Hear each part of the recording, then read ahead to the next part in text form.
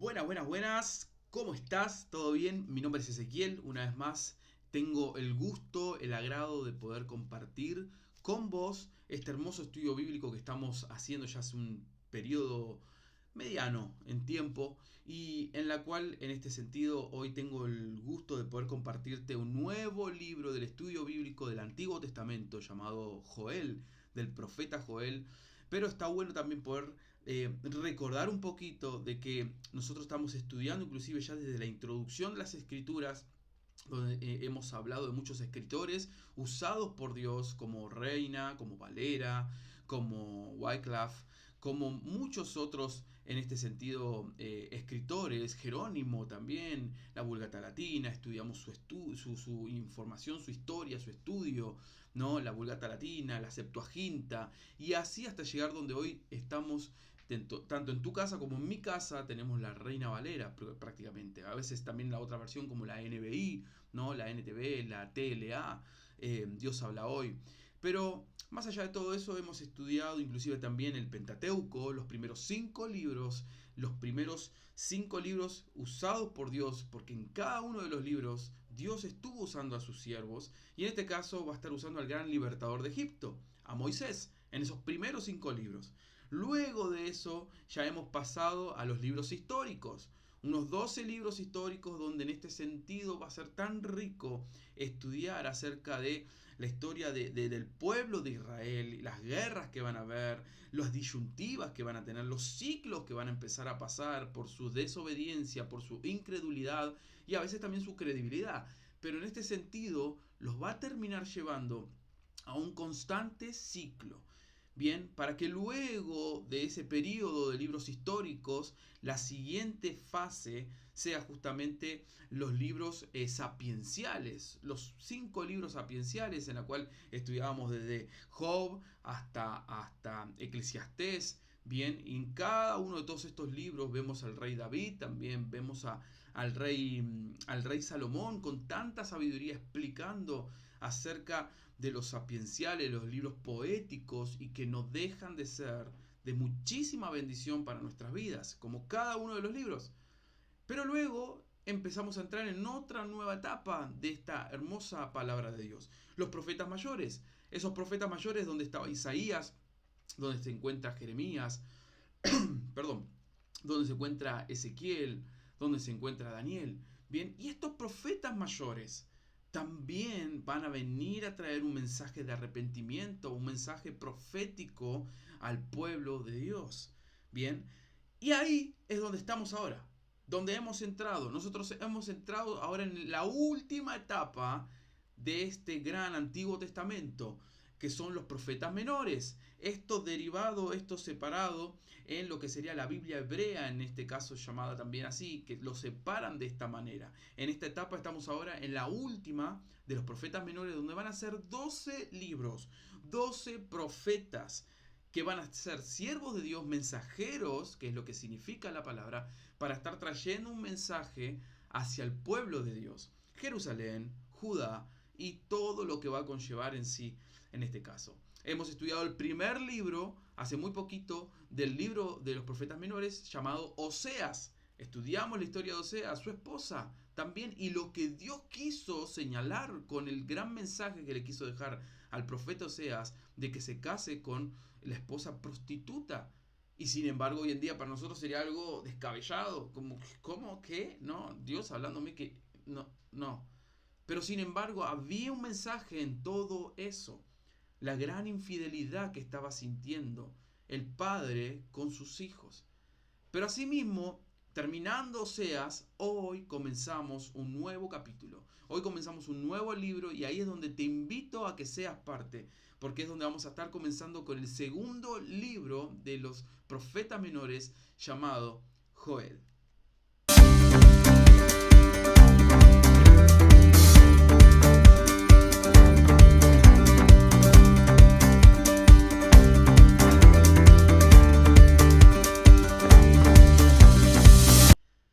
Perfecto, estamos de nuevo, estamos de vuelta y acá vamos a tener que darle inicio para no matar tanto el tiempo en este sentido, sino que bendiga este tiempo para tu vida, para mi vida, en este caso, porque Dios siempre nos va a estar hablando en su palabra. Vamos a empezar como cada libro hacemos, estudiando el autor y fecha. Vamos a estudiar la palabra clave que tiene este libro, si bien pueden ser muchas, pero las que yo consideré. El capítulo clave, que también nos puede parecer, el que yo consideré, pero son todos muy ricos. Asimismo, la contribución teológica que trae este libro, también la consideración especial, bien, y la síntesis, como para finalizar en este sentido el libro de lo que nos quiere ir dejando. Bien, así que agarra tu virome, agarra tu cuaderno, porque comenzamos. En este sentido, el primero de todo de los, como siempre empezamos los libros, es el autor y la fecha.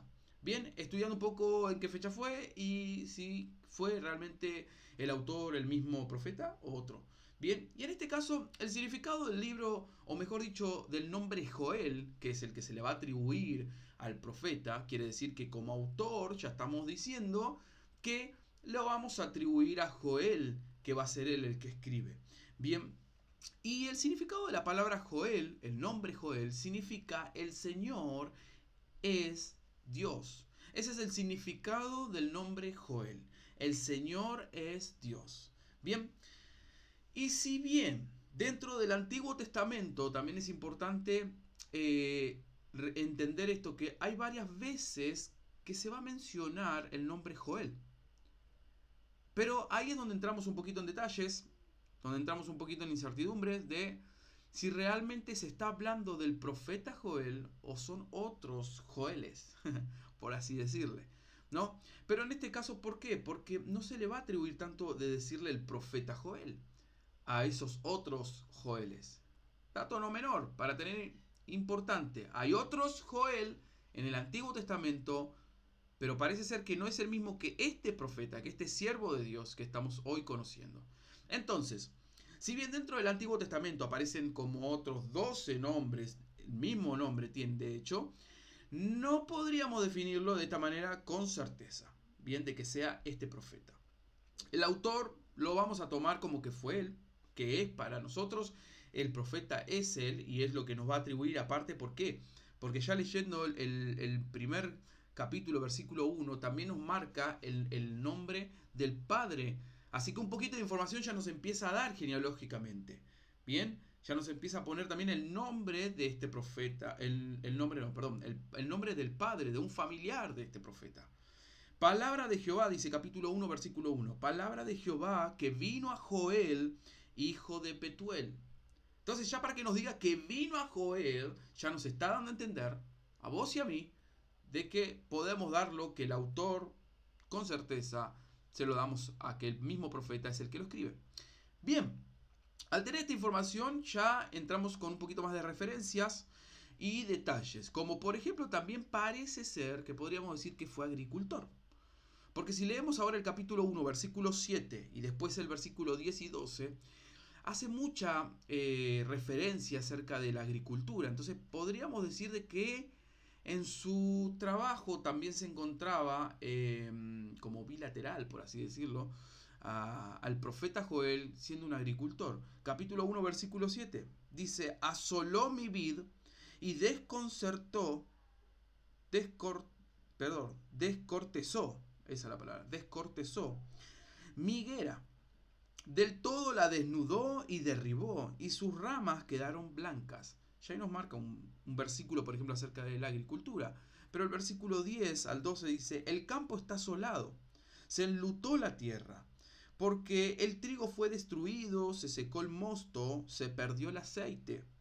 Seguimos, confundíos labradores, gemid viñeros, por el trigo y la cebada, porque se perdió la mies del campo. Y termina el versículo 12, la vid está seca y pereció la higuera. El granado también, la palmera y el manzano, todos los árboles del campo se secaron. Por lo cual se extinguió el gozo de los hijos de los hombres. Bien, entonces podemos ver que hay muchos detalles que habla acerca de la agricultura. Entonces por eso decimos que tal vez el profeta Joel era un agricultor. Bien. Tampoco se lo menciona, y esto es interesante también entender. Por eso es que decíamos recién hace un ratito, si bien hay muchos otros Joeles en el Antiguo Testamento, Pero fíjense que al profeta Joel no se lo menciona en otro contexto fuera de este libro, pero sí, en este caso no se usará su nombre, pero se usa tal vez su frase, se usa tal vez lo que escribió en su libro, ¿no? Como por ejemplo nos pasa en Hechos capítulo 2 versículo 16. Y vamos a buscarlo. Capítulo 2, perdón, de Hechos, capítulo 2, yo también lo estoy buscando, así que lo buscamos juntos. Es el día del Pentecostés, capítulo 2, recuerden, día del Pentecostés, el apóstol Pedro va a estar hablando al pueblo. Capítulo 2, versículo 16, y nos dice lo siguiente. Mas esto es lo dicho por el profeta Joel. Y ahí menciona, y en los postreros días, dice Dios, derramaré de mi espíritu sobre toda carne, y vuestros hijos y vuestras hijas profetizarán, vuestros jóvenes verán visiones, y vuestros ancianos soñarán sueños. Y sigue.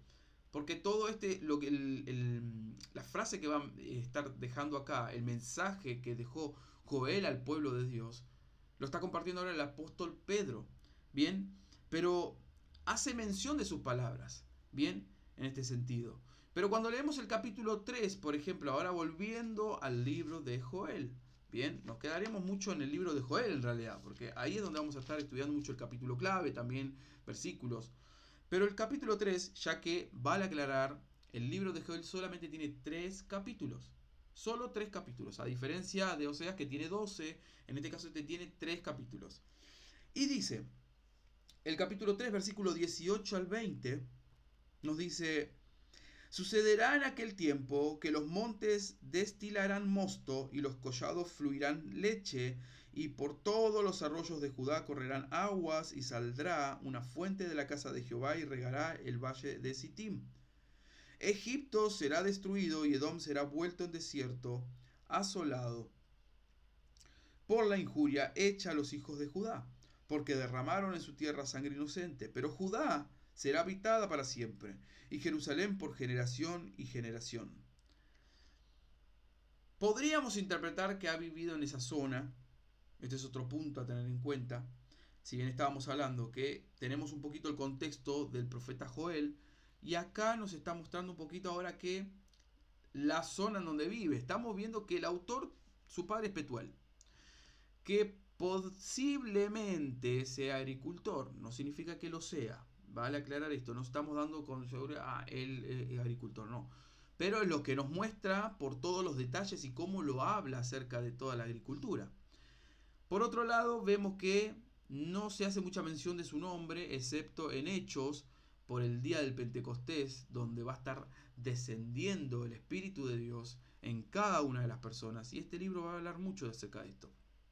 Y a su vez, ahora estamos viendo un poquito algo más de información. Está dando a entender de Egipto que será destruido y Edom. Y entonces nos da a entender que si habla un poco de esta ciudad, posiblemente él sea de acá. Él venga de acá. Pero hay otros estudiosos que dicen de que Joel nació en Jerusalén. Entonces, por eso estos datos no son 100% certeza. Acá lo que estamos estudiando en el estudio bíblico es quién es Joel, a qué se dedicaba, pero también como lo más primordial, la prioridad que tiene que ser para nuestra vida es lo espiritual y lo teológico que nos quiere dejar este libro. Bien, entonces por eso es importante entender de que no significa que en este estudio bíblico ya está toda la certeza acá mismo de si el autor es él realmente, si lo escribió en hebreo o lo escribió en arameo, de que si tuvo o no tuvo padres, o si estuvo solo, o si estuvo esposa, o si... No es relevante. Bien. Mucho más de su vida en sí no se encuentra, pero acerca de fechas, ahora hablando un poco, no hay nada definido tampoco. Entonces, tenemos datos como por ejemplo, Joel, a diferencia de otros profetas del Antiguo Testamento, él no hace mención de un reino monárquico, por ejemplo. O sea, no habla de reyes ni de Jerusalén ni de Judá en este sentido. Y eso a nosotros, por ejemplo, nos va a estar dando ya algo de información en qué año pudo haber sido escrito, algo ya como posexílico. Bien. Después, por ejemplo, podríamos decir que es probable que haya sido escrito ya en el siglo 7 antes de Cristo, en el siglo 8, dicen también algunos estudiosos antes de Cristo, otros en el siglo 6 y otros en el siglo 5, por cómo fue escrito. Hay estudiosos que lo sitúan en el siglo 6, por eso volvemos a decirlo, ya en el post-exílico, ya luego del cautiverio que pasó todo el pueblo de Dios. Ahora, por otro lado, por su forma en que fue escrito, tiene una forma ya de un paralelismo lingüístico muy parecido, muy similar al de, por ejemplo, Amós, Sofonías, Jeremías, Ezequiel. Bien.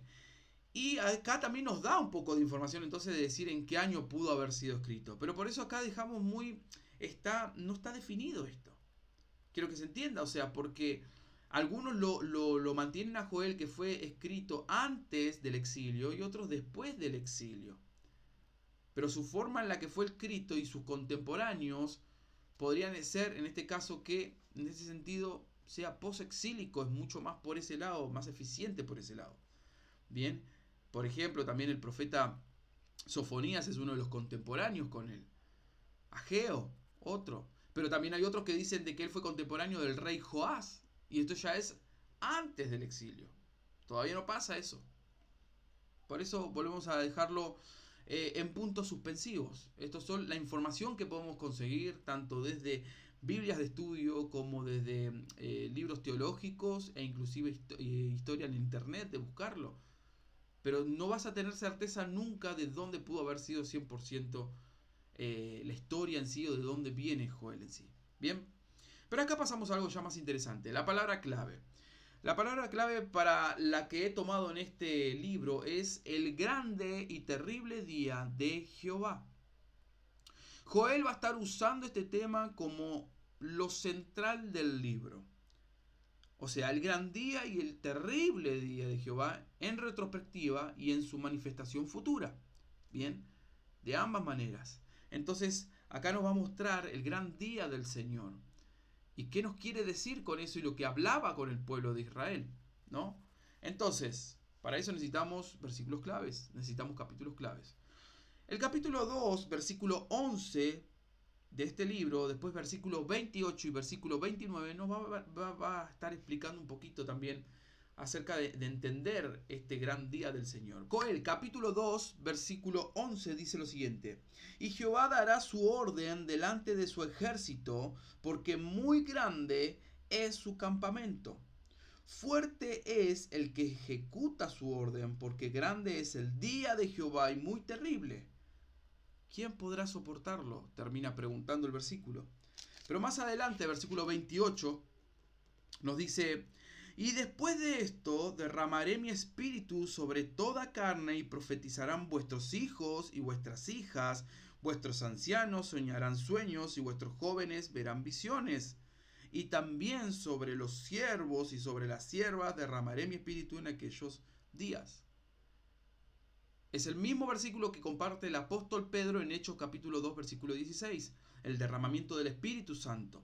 Bien, y acá lo estamos viendo nuevamente y el título es el mismo título que también tiene Joel como tiene en Hechos, el derramamiento del Espíritu de Dios.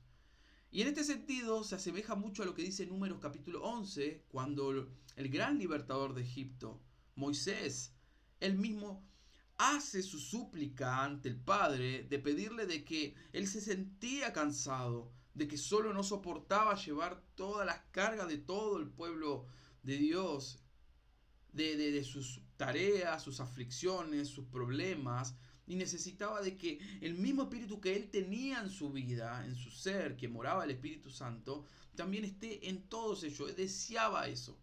Pero el Señor tan solo le da a 70 ancianos para que le den una mano grande al gran Moisés y poder seguir llevando al pueblo hacia la tierra prometida.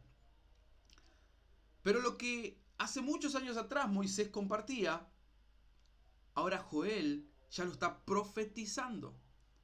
Y en Hechos ya se hace hecho, se hace exacto, se hace el acto. Por eso es que vos y yo hoy en día tenemos el Espíritu de Dios en nuestras vidas. Joel, Moisés, ya lo venían profetizando de una u otra manera. Uno tal vez lo anhelaba, el otro lo profetizó y luego vino el acto. Las promesas de Dios siempre se cumplen. Entonces, en este sentido, este es el gran versículo clave que yo tomo de este libro de Joel. Y que esto ya nos enseña también de por qué la palabra clave es el gran día del Señor. Porque el gran día del Señor va a ser de que el Espíritu de Dios va a venir a morar en cada uno de nuestras vidas, en cada uno de nosotros. Bien, por eso el número 11 ya nos comparte lo que luego el profeta Joel lo está profetizando al pueblo de Israel, de que pronto llegará ese gran día del Señor, en donde Jesucristo, a través del Espíritu Santo, en nuestras vidas va a estar dejándonos. Y como sabemos muy bien, Cristo volviendo a ascender al reino de los cielos porque está a la diestra del Padre. Mientras tanto, el consejero, el consolador, el paracleto, el Espíritu de Dios está en nuestras vidas. Capítulo clave. He elegido el capítulo 2, en mi caso son 3 capítulos del libro, podemos elegir el 1 si querés o podés elegir el 3, pero el capítulo 2 tiene ya este significado. Y esto por eso lo atribuye a que también es como el más interesante, incluso hasta el punto teológico. Porque el profeta llama al pueblo de Judá justamente al arrepentimiento. Y promete inclusive el arrepentimiento de Dios siempre y cuando el pueblo de Israel también sea obediente, se conviertan a él. Porque esa era la gran disyuntiva que había en el pueblo de Israel, en el pueblo de Judá en este caso. Lo mismo en Jerusalén. Había desobediencia. Por eso mismo nadie quería o creían en Dios en una manera tradicional, porque sus padres, sus abuelos y generaciones atrás siempre le enseñaron la ley de Dios. Pero sin embargo ahora llevarlo al acto eran tibios. Enseguida se iban por donde iba la marea.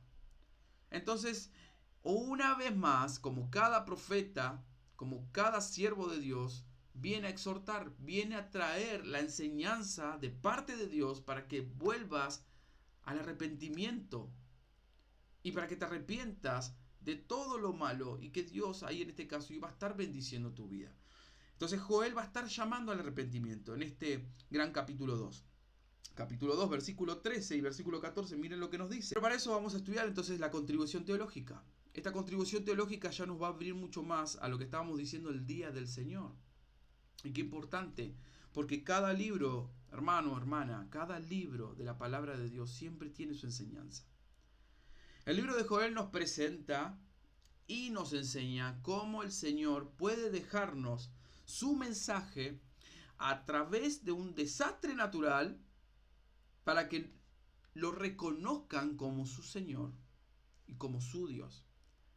¿A qué me refiero con el desastre natural que en este caso va a estar trayendo en profecía Joel? Al gran enjambre de langostas. Las langostas van a traer un claro mensaje.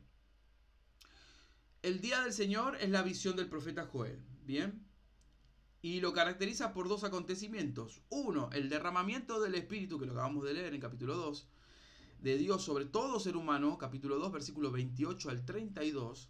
Y por otro lado, otra característica que lo ve Joel es la restauración de la tierra, del pueblo de Dios, por lo que le va a estar llamando al arrepentimiento, que son en este caso las langostas. Bien, le habla a jóvenes y ancianos, y esto está en el capítulo 1, versículo 2 y 3, cuando nos dice: oíd esto, ancianos, y escuchen, todos los moradores de la tierra. ¿Ha acontecido esto en vuestros días o en los días de vuestros padres? De esto contaréis a vuestros hijos y vuestros hijos a sus hijos y sus hijos a la otra generación. Por eso le habla no solo a ancianos, sino a jóvenes también, la generación en sí. Pero hablarán de esto. Le habla también a personas ebrias, borrachos. Versículo 5. Despertad, borrachos, y lloren. Gemid todos los que beben vino a causa del mosto, porque les he quitado de vuestra boca. Quiere despertar inclusive a las personas que estaban borrachas, de decir: vamos, despierten, porque se acerca el día del Señor. Estén preparados, santos. Esa es la palabra. Estén puros. Le habla a campesinos, versículo 11. Confundíos, labradores, gemid, viñeros, por el trigo y la cebada, porque se perdió la mies del campo. le habla a los labradores, le habla a los campesinos, a los sacerdotes, versículo 13 del capítulo 1. Ceñíos y lamentad, sacerdotes, gemid, ministros del altar, venid, dormid en silicio, ministros de mi Dios, porque quitada es de la casa de vuestro Dios la ofrenda y la libación. Palabra de profecía que estaba trayendo Joel. Se acercaba el momento de que las langostas iban a estar provocando esto. Y lo que más quería hacer es despertar al pueblo de Dios, al pueblo de Israel, para que no caigan en desobediencia, para que no sean perjudicados. De hecho, describe a las langostas como el ejército de Dios. Y ve en su llegada un recordatorio de que se acerca el día del Señor. Ese es el significado que va a traer la contribución teológica de las langostas en sí. Entonces, para eso, ir finalizando, tenemos la síntesis. Y en la síntesis es donde finalizamos y cerramos este libro con estos últimos detalles. Por un lado, el capítulo 1 nos habla del día de Jehová en su retrospectiva.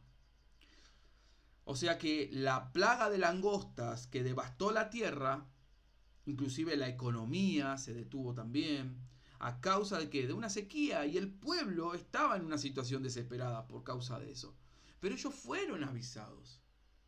Ellos debían convertirse al Señor. Ahora si vemos el capítulo 2 y el capítulo 3 de este libro, este pequeño libro, nos habla el día de Jehová, pero en su perspectiva.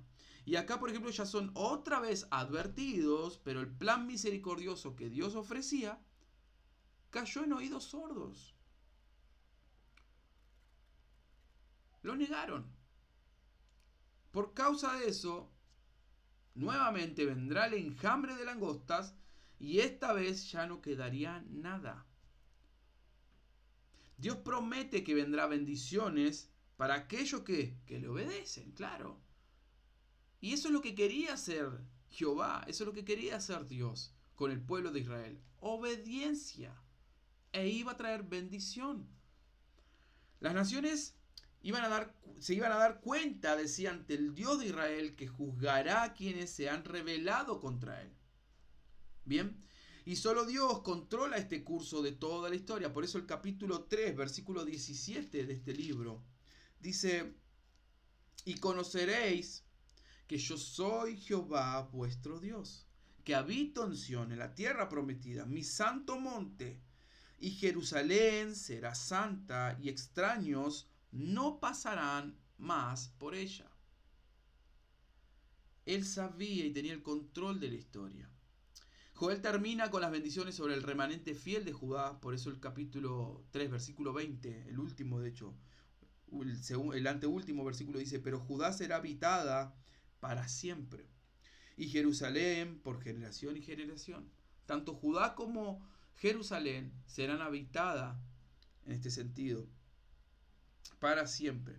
Y limpiaré la sangre de los que no había limpiado, y Jehová morará en Sión. Quiere decir que Dios, de todas maneras, por su gran amor, por su gran misericordia, iba a traer nuevamente ese amor genuino con sus hijos. Siempre tuvo ese corazón Dios, y siempre lo tendrá. Tan solo lo que más quiere para que haya bendición en nuestras vidas es como nos enseña el libro de Joel, 500 años antes de Cristo.